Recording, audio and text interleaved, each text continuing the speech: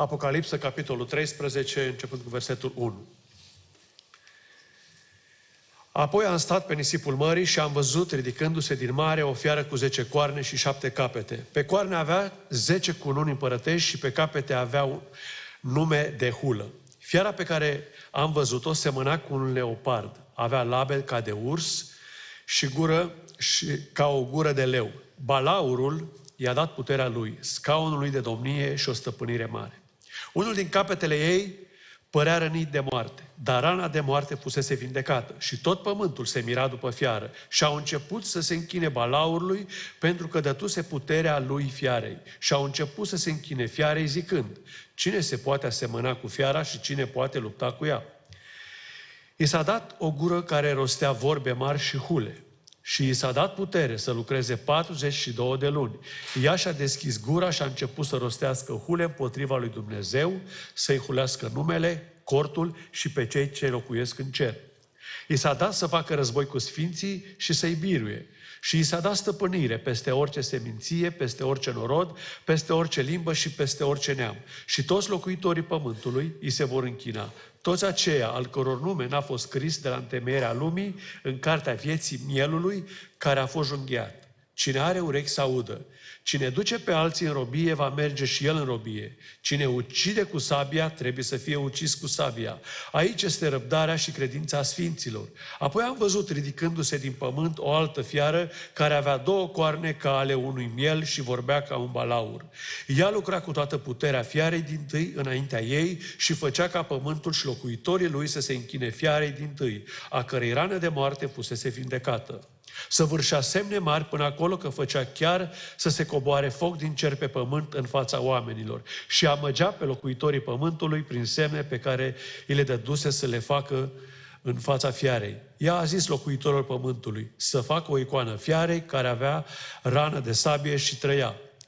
I s-a dat putere să dea suflare icoanei fiarei, ca icoana fiarei să vorbească și să facă să fie omorâți toți cei ce nu se vor închina icoanei fiarei. Și a făcut cu toții, mici și mari, bogați și săraci, sloboși și robi, să primească un semn pe mâna dreaptă sau pe frunte. Și nimeni să nu poată cumpăra sau vinde fără să aibă semnul acesta, adică numele fiarei sau numărul numelui ei. Aici înțelepciunea. Cine are pricepere să socotească numărul fiarei, căci este un număr de om și numărul ei este 666. Îl rog pe fratele Cristian Achiței să înalță rugăciunea lui Dumnezeu și să ceară de la Dumnezeu ungere peste robul pe care Domnul se va folosi în această după-amiază. Ne rugăm.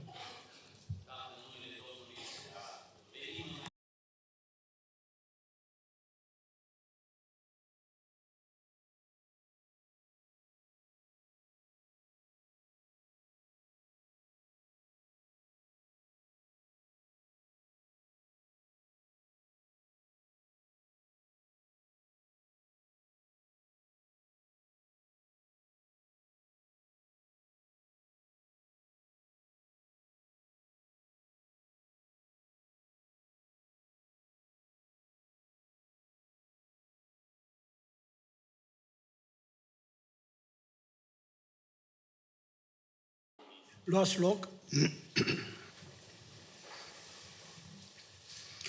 Într-o duminică seară eram aici și în față erau cei care erau candidați la botez.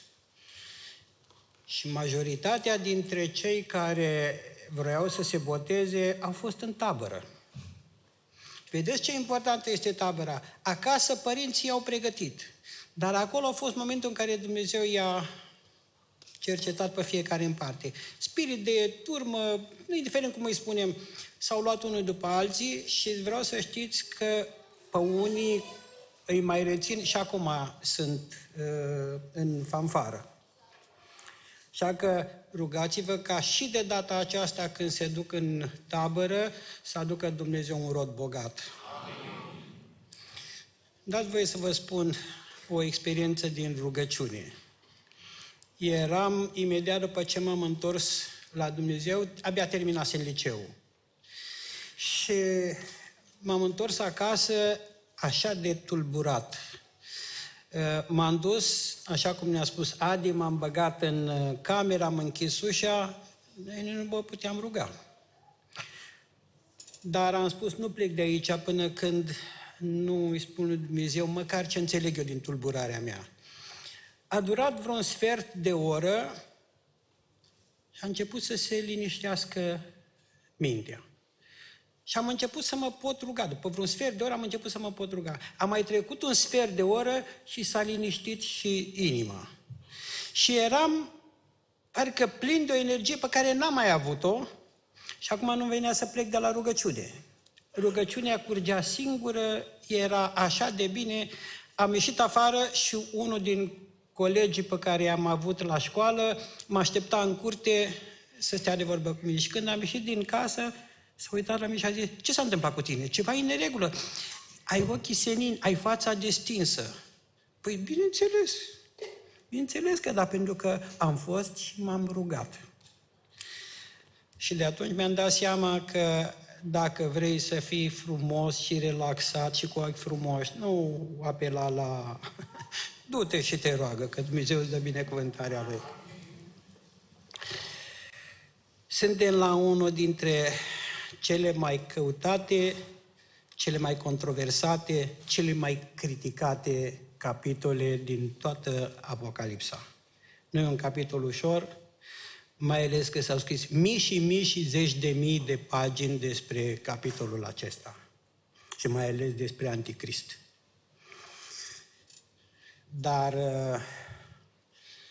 capitolul 12, 13 și 14 din Apocalipsa ne arată de ce Dumnezeu este îndreptățit să spună gata, ajunge. Pentru că taina fără de lege, răutatea asta multimilenară a făcut destul. Acum, ca să intrăm în capitolul 13 din Apocalipsa, trebuie să ne uităm cumva în capitolul 12, că sunt legate. Și în capitolul 12 spune așa la versetul 9. Și balaurul cel mare, șarpele cel vechi, numit diavolul și satana, acela care înșală întreaga lume, a fost aruncat pe pământ. Și împreună cu el a fost aruncat și îngerii lui. Balaur numit diavolul și satana. Diavolul, diabolis, este cel care pârește, e cel care ne învinuiește la Dumnezeu. Satana este împotrivitorul. Și tot capitolul 12 este un conflict între balaur și femeie. Un conflict care a început de mult, în protoistoria omenirii, în momentul în care Adam și Eva au fost ispitiți de balaurul acesta, au fost trași în păcat, Dumnezeu îi dă o pedeapsă diavolului și spune, sămânța femeii îți va zdrobi capul. Și în capitolul 12 ne arată cum lucrează Dumnezeu. Continuă ce a început acolo. Și diavolul, care știe mai bine decât noi că ce a spus Dumnezeu se împlinește, a căutat să distrugă în așa fel pe femeie să nu poată să vină copilul să-i zdrobească lui capul. Și ce vedem noi? Că diavolul lucrează cu subtilitate, așa, pe niște planuri care ne înșală. Noi vedem că unul din oamenii la dispoziția lui, numit Irod, dă ordin ca să omoare pe toți copiii de la 2 ani în jos. De ce? El a aflat că se naște un împărat și el, fiind idumean, n-avea dreptul să stea pe scaunul de domnie al lui Israel. Și de teamă, nici nu s-a gândit că ăsta e copil și el e un om matur până se face mare, dar a dat ordin să omoare toți copiii de la 2 ani în jos, cu gândul că să-și păstreze împărăția. El credea că își împlinește dorințele lui, dar se împlinea ce a spus Domnul Iisus. A căutat să împlinească poftele tatălui său. Apoi n-a putut să-l omoare pe copil, copilul a fost ridicat la cer, este vorba de înălțarea Domnului Iisus, a căutat să omoare pe femeie. Femeia este Israelul. Și vreau să vă spun că sunt multe lucruri care n-am să pot să le traduc și să le argumentez din lipsă de timp, dar cine vrea o să putem discuta altă dată. Femeia este Israelul. Femeia a fugit în pustie. Diavolul a aruncat după ea o apă să o nece. Dar Dumnezeu a făcut ca pământul să o ajute pe femeie, s-a desprins în două, a subt apa și femeia a scăpat. Și al treilea atac, spune în capitolul 12, diavolul supărat că n-a reușit nici cu copilul, n-a reușit nici cu femeia, s-a hotărât să se războiască cu rămășița seminței ei. Și eu vă întreb, cine este sămânța aceasta? Femeia este în pustie, biserica este răpită. Cine este rămășița seminței ei? Dacă vă aduceți aminte și dacă ați citit în Apocalipsa, în capitolul 11, Dumnezeu reia planul mesianic cu poporul său. Și poporul său, în momentul de mare criză, se întoarce la Domnul Iisus. Și dintre ei, 144.000 vor fi evangeliști, cum n-au mai fost niciodată, se duc pe tot pământul și din orice neam, din orice seminție, din orice popor, se vor întoarce la Dumnezeu. Și diavolul vrea neapărat să-i distrugă, să nu se mai facă împărăție. Pentru că cu ăștia Dumnezeu vrea să facă împărăție. Și așa se termină în capitolul 12. Și intrăm în capitolul 13. Și Ioan spune, am stat pe nisipul mării și am văzut ridicându-se din mare o fiară cu 10 coarne și 7 capete. Pe coarne avea cununi împărătești și pe capete avea nume de hulă. În Biblie, popoare, marea, reprezintă popoare. Este popoare, lume, frământarea aceasta ca valurile mării care nu se opresc niciodată. Și din mare apare o fiară care, Biblia spune că este prima fiară care apare este din mare. În versetul 11 mai apare o fiară, dar asta este din pământ.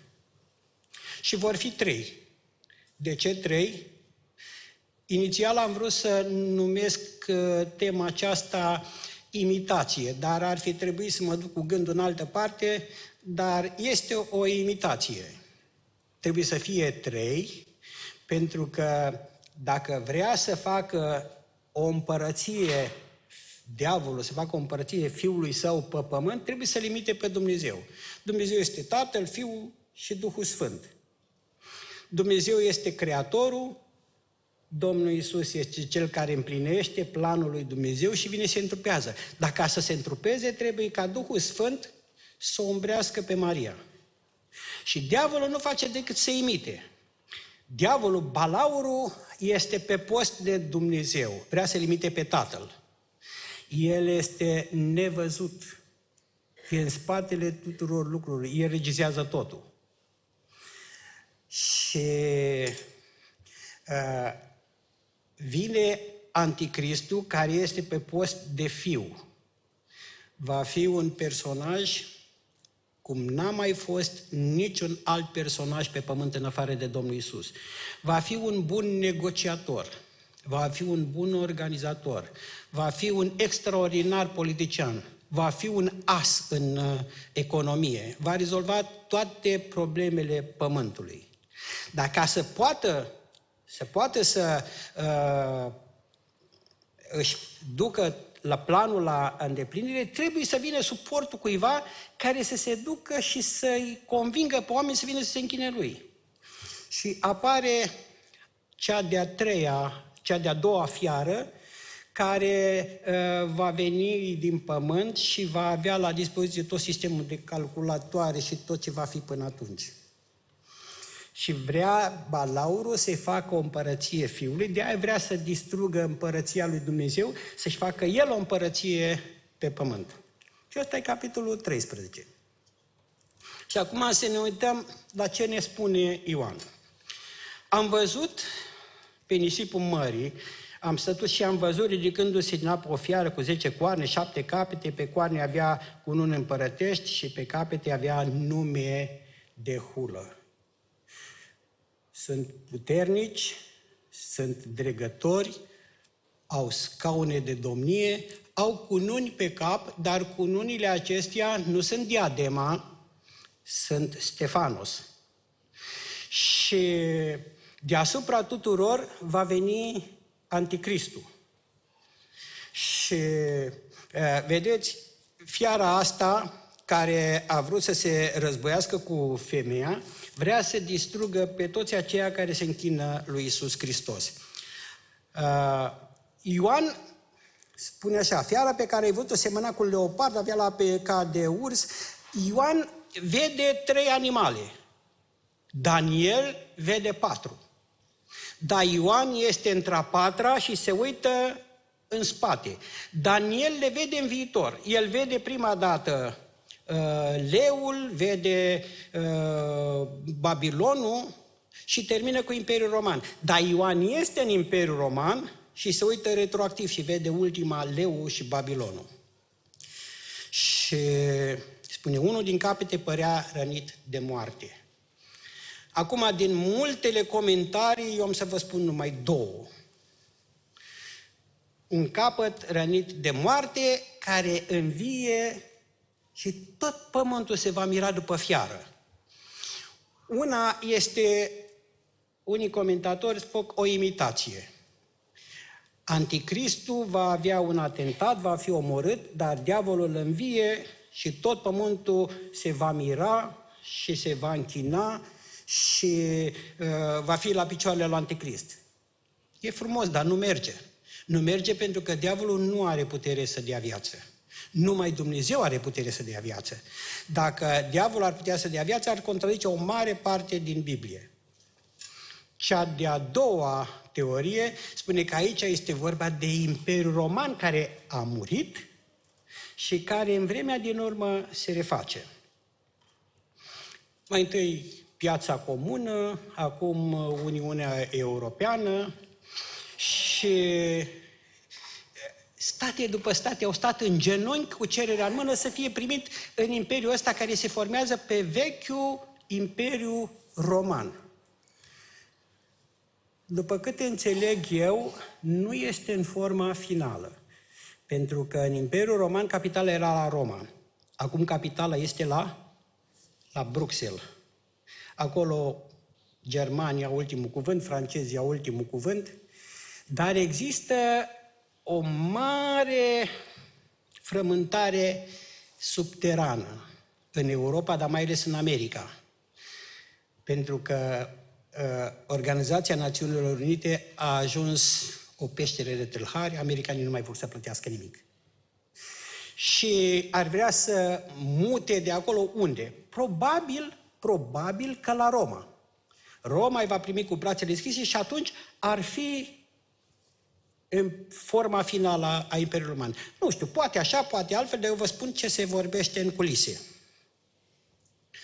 Și există astăzi o inițiativă ca fiecare țară, pentru că nu toți francezii sunt de acord cu Uniunea Europeană, nu toți nemții sunt de acord cu Uniunea Europeană, și există un plan să se facă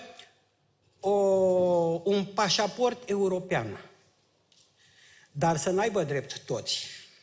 Adică fiecare țară să aibă cetățenia lui și drepturi restrânse numai la țara în care te-ai născut. Dar se lucrează și probabil că ați auzit și pe Cristian Terheș că în Parlamentul European se discută să se facă o cetățenie europeană, dar să aibă drept numai aceia care se aliniază cu noua ordine mondială. Și eu vă spun, aduceți-vă aminte de Apostolul Pavel când a fost arestat. Arestat, legat, gata să-l bată și când să vină să-l bată a spus, n-ai voie să te atingi de mine, sunt cetățean european. Ăla care a vrut să-l bată a spus, cum ai obținut tu? Că eu am obținut cu o mare sumă de bani. Eu chiar m-am născut roman. N-aveți voie nici să mă legați. N-aveți voie să vă legați de mine. Și acum se discută în Parlamentul European să... nu toți italienii, nu toți românii au dreptul, numai aia care merită să fie cu o cetățenie europeană. Cum întoarce Dumnezeu istoria? Și tot pământul se va mira că istoria se reia de acolo de unde s-a întrerupt. Se reface Imperiul Roman. El trebuie să se refacă pentru că, vă aduceți aminte, Daniel spune că a văzut o piatră care vine fără ajutorul unei mâini și izbește în chipul ăla de aur cu imperii, Babilonul, Medo-Persia, Grecia și Roma, și izbește în imperiul ăla. Eu vă întreb, unde a izbit? La picioare. De ce la picioare? Pentru că acolo era Imperiul Roman. Dumnezeu încă nu s-a judecat cu Imperiul Roman. Imperiul Roman a fost cel care l-a judecat pe fiul său, l-a batjocorit, l-a umilit, l-a răstignit. Și Dumnezeu încă nu s-a judecat cu ei. Și opriți-mă că ar trebui să vă vorbesc și despre mafie. Am mai încercat odată să vă spun când vorbim despre biserică și m-am oprit. Dar dacă îmi dați voi un minut. Mafia a apărut în Italia. Italienii sunt peste tot. Și mafia, cea mai puternică posibilitatea lor, cel mai subtil sprijin al lor este Biserica Catolică, unde trebuie să vină să se confeseze orice bun creștin. Și au acolo o bancă de date cu toate informațiile și trebuie numai banca asta să fie pusă la punct și să vină un om foarte deștept și să pună lucrurile la punct și tot pământul se va mira. Cum, domnule, s-a făcut așa peste noapte? Nu-i peste noapte. S-a lucrat acolo de sute de ani. Și tot pământul se va mira și au început să se chine diavolului, Balaului, pentru că dăduse puterea lui fiarei. Nu că a renunțat la tron Balaurul, dar îl face părtaș, îl face colaborator la autoritatea aceasta, mai ales că la un moment dat diavolul se va întrupa în anticrist, spune Biblia, și va fi diavolul pe pământ. Și au început să se închine Balaul că dăduse puterea lui fiarei. Și Biblia spune așa, cine se poate asemăna cu fiara și cine se poate lupta cu ea? Iarăși este o imitație. Pentru că în capitolul 12 spune că diavolul s-a luptat în cer și Mihail cu îngerii lui s-au luptat și ei. Și diavolul a fost înfrânt și a aruncat pe pământ.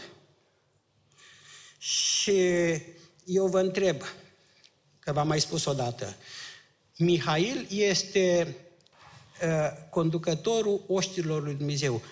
Cum se traduce Mihail? Cine se poate asemăna cu Jehova? Și aici Balaurul, într-o obrăznicie deosebită, ia numele lui Mihail și îl aplică fiarei. Cine se poate asemăna cu fiara? Trage numele lui Mihail în mocirla acestui pământ și încearcă să ridice pe cel de pe pământ la nivelul celui din cer. Și s-a dat o gură care rostea vorbe mari de hule și s-a dat putere să lucreze 42 de luni. I s-a dat o gură care vorbea numai hule. Hula este întotdeauna împotriva lui Dumnezeu, este anti-Dumnezeu. Vedeți? Diavolul lucrează așa pe tot pământul foarte subtil. Dacă cineva îi face rău cuiva, ce face acel cineva? Începe să-l înjure pe cine? Pe Dumnezeu. Este încercarea aceasta, diavolul este pe tot pământul. Și diavolul pregătește pământul acesta atunci pe vremea aia când o să vină. Pentru că diavolul până la urmă se întrupează în Satana și va fi diavolul pe pământ și vor fi niște blesteme și înjurături cum nu v-a fost dat să auziți. S-a făcut un top al înjurăturilor în Europa și pe ce loc credeți că a ajuns România? Pe locul 2. Locul 2, medalia de argint. Pe locul 1 sunt ungurii. Bine cel puțin că nu suntem pe locul 1 în situația asta. Diavolul îi obișnuiește pe oameni cu limbajul.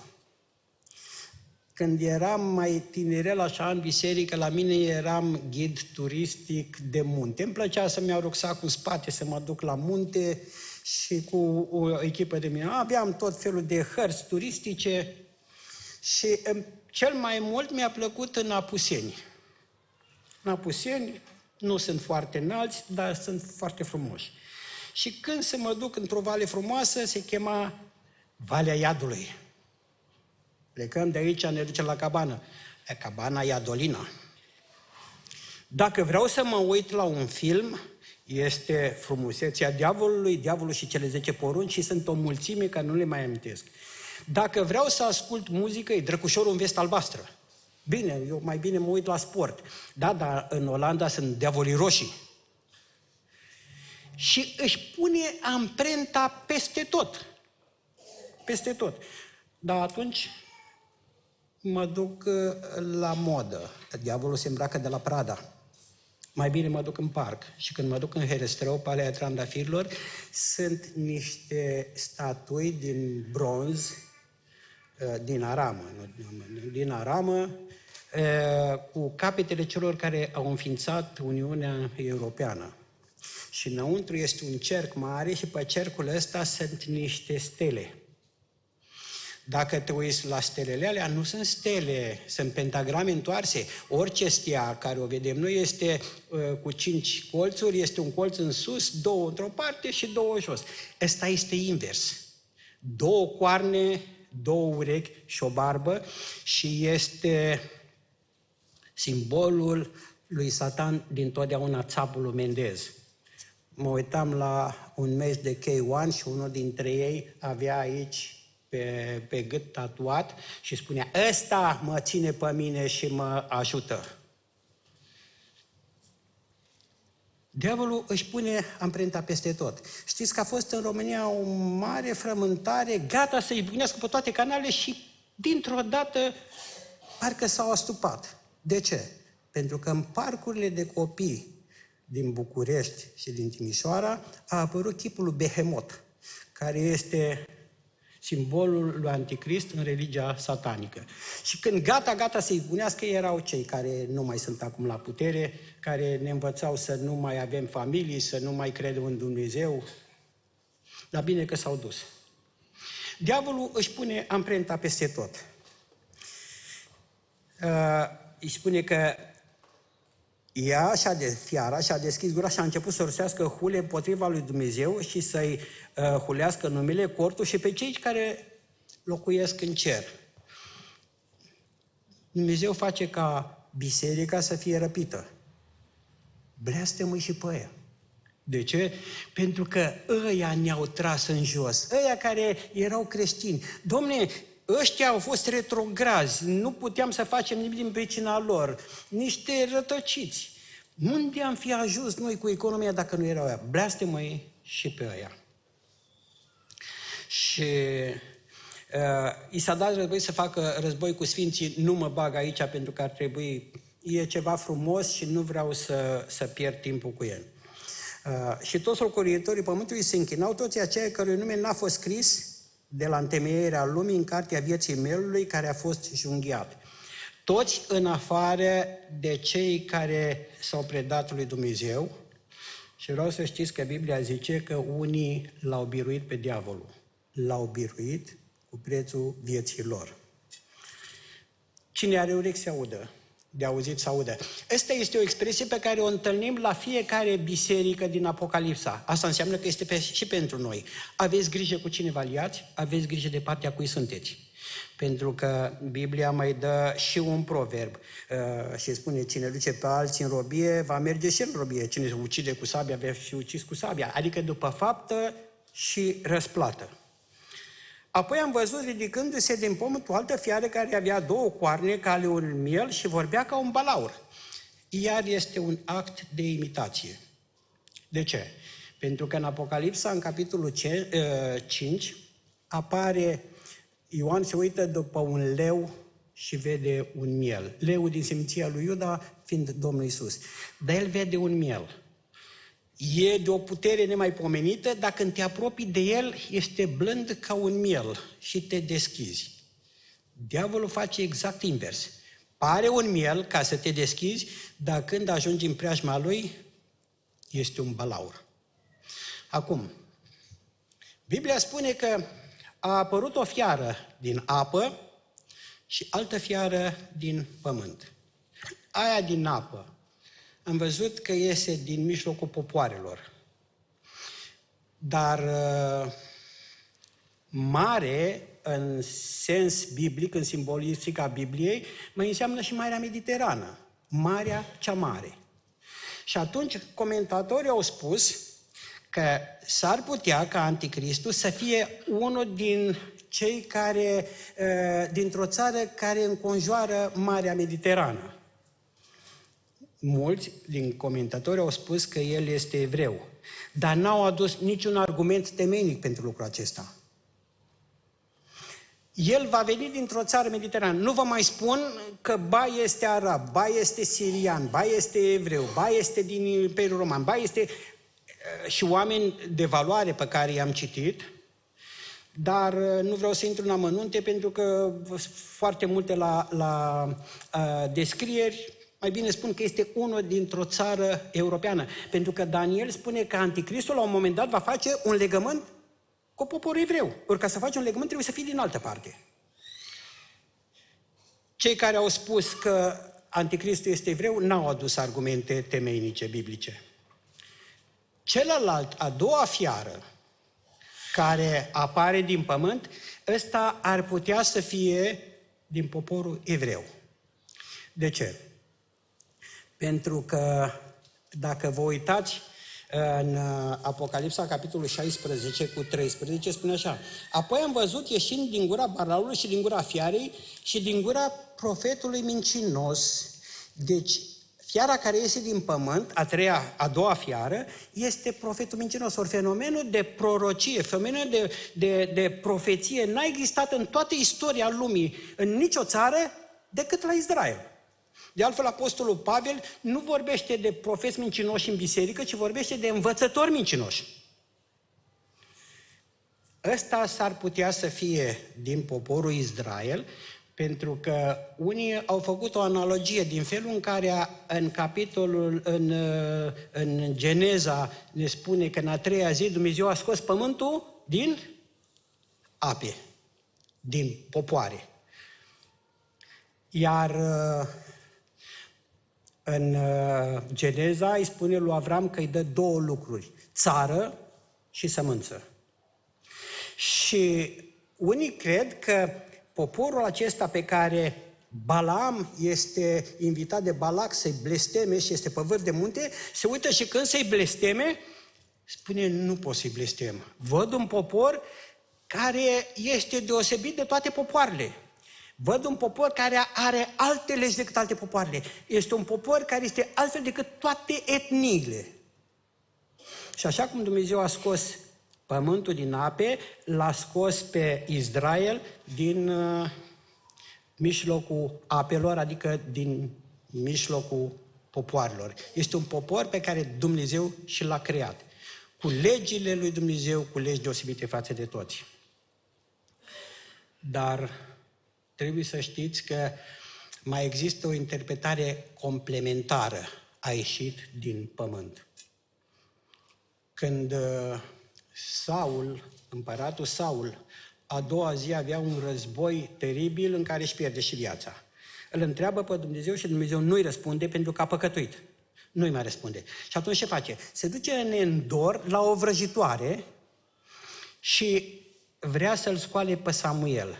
Și vrăjitoarea face să iasă din pământ, din adânc, o ființă care semena cu Samuel. Vă spun de pe acum, ăla nu era Samuel, așa cum oamenii se duc la vrăjitori și spun: vreau să știu ceva despre tata, despre bunicul, despre copilul, și un duh care imită, care are toată arhiva noastră, tot, și imită și glasul și vine și spune: e bine aici, veniți aici. Veniți aici că e bine, duceți-vă acolo că numai bine nu este. Și dacă acest profet a ieșit din pământ și a ieșit din adânc, în momentul când diavolul va fi pe pământ, va face ca profetul lui mincinos să iasă din adânc. Și după cum vrăjitoarea din Endor a crezut că vede în bătrânul ieșit din pământ pe Samuel, așa lumea o să creadă că vede în acest complice al diavolului pe adevăratul profet. Când Ioan Botezătorul s-a dus înaintea Domnului Iisus să vestească, el s-a dus cu adevărul. Ăsta se duce să vestească cu ajutorul minciunii. Timpul trece și nu pot să analizez tot, dar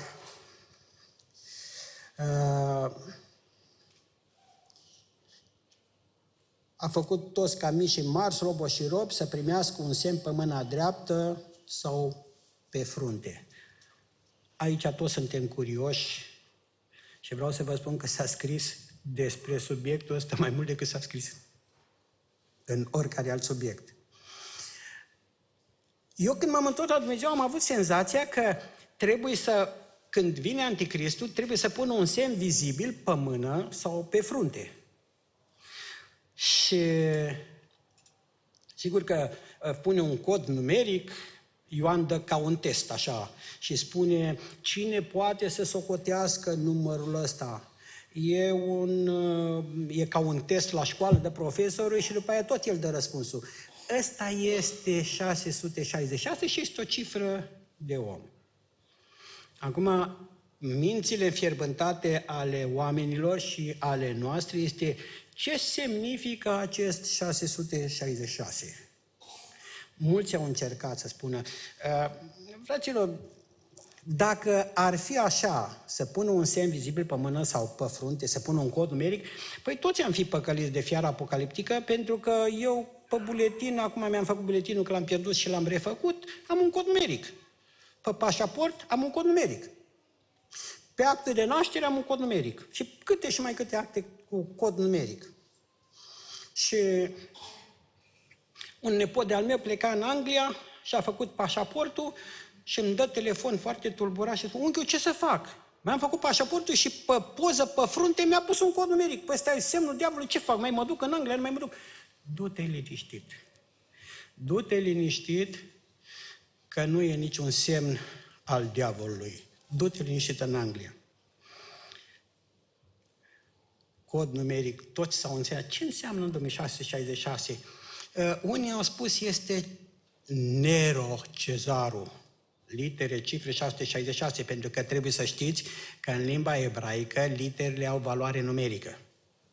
La fel în limba greacă veche, la fel în limba latină.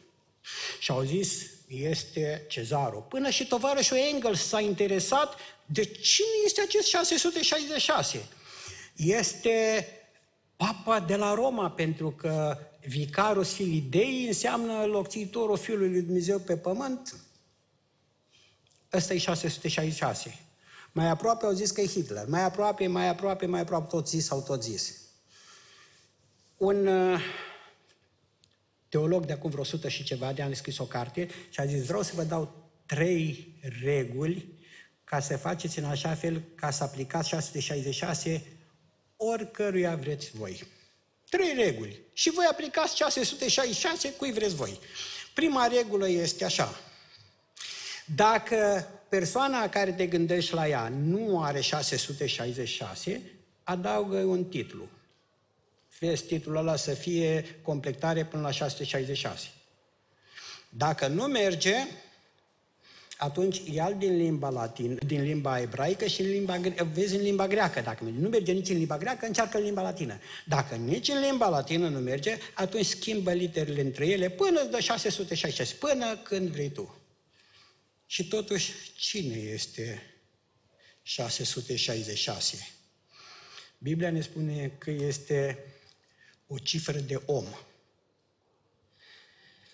Odată stăteam de vorbă cu o femeie care avea pe mașină 666.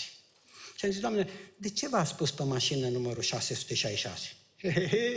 Asta e cifra mea norocoasă. Cifra norocoasă, asta eu știam că unii exagerează și spune că cifra lor norocoasă, ca să combată pe alții, este cifra 13. Pentru că americanii în superstiția lor unii dintre ei au etajul 12 bis 14, ca să nu apară 13. Dar 666, n-am înțeles. Dar ce înseamnă? Știți? Nu. Vedeți? Ioan spune că este o cifră de om. Acum, în simbolistica numerologiei biblice, 1, 3 și 7 reprezintă pe Dumnezeu. 7 este desăvârșire, este plinătate. 6, Apostolul Ioan ne spune, este o cifră de om. Este cineva care nu-i desăvârșit. Oricât ar vrea un om să ajungă la perfecțiune, în lumea noastră nu poate. Oricât ar vrea diavolul să conducă tot pământul, nu o să ajungă niciodată la desăvârșire. Problema asta desăvârșirii, de a fi un om desăvârșit, îi preocupă pe oameni din antichitate. Vă aduceți aminte de omul vitruvian? Ați văzut la televizor și pe la teleenciclopedie un pătrat în care pune un om cu dimensiuni foarte precise și în pătratul ăla pune un cerc. O simbolistică foarte frumoasă. Pătratul înseamnă pământul, pentru că o masă are 4 laturi, o fereastră are 4 laturi, o casă are 4 laturi, pământul are 4 puncte cardinale. 4 este simbolul pământului. Cercul, care este infinit și nu are început și nu are sfârșit, este simbolul cerului. Și au vrut să facă într-un pătrat și într-un cerc un om care să fie în centrul universului, să fie desăvârșit și nu reușesc. Cercul iese în afara pătratului. Nu reușesc. Ce înseamnă totuși 666? Înseamnă omul care se face pe sine Dumnezeu. Și Anticristul, când diavolul va intra în Anticrist, va intra în templul lui Dumnezeu și se va da drept Dumnezeu. Dacă vă uitați în imperiile astea, că de la Babilon încoace, noi suntem în perioada neamurilor. Toate imperiile astea nu sunt numite cu animale obișnuite, sunt numite fiare. De ce? Pentru că s-au sălbăticit, s-au îndepărtat de Dumnezeu și sunt numite fiare. Nu știu dacă să mai abordez un subiect că va da putere icoanei ea va da viață.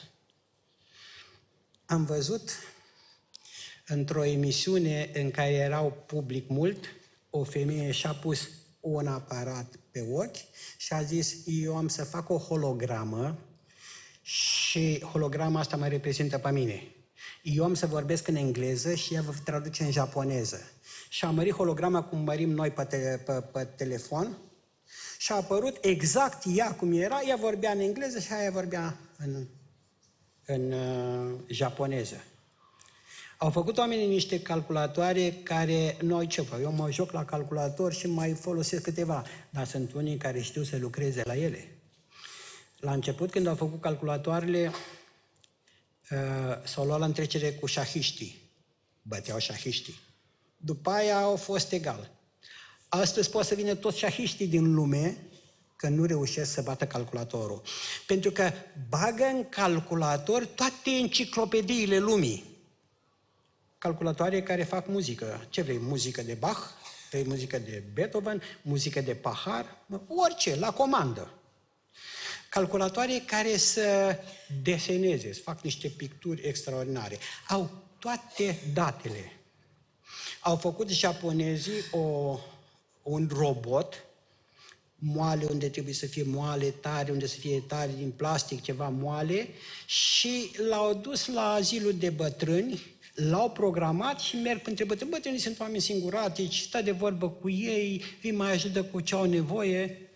Și au zis, unul a venit cu o idee și a spus, măi, hai să facem un robot să înlocuim femeia care i-a murit la văduvul ăsta. Și ăla plânge după ea. Îi punem datele ei, vocea ei, figura ei.